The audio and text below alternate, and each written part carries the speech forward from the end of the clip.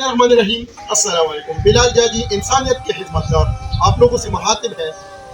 आज मैं असलम चाचा के साथ खड़ा हूँ, दोनों हाथ से माजूर है।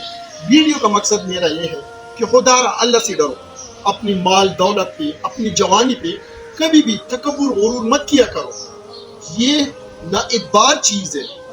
आप इंसानियत की खिदमत कर, इंशाअल्लाह कभी भी बुरा दिन आप लोग नहीं देखेगा। इंसानियत की खिदमत में बहुत सुकून है, दोनों जहानों में आपको कामयाबी मिलेगा।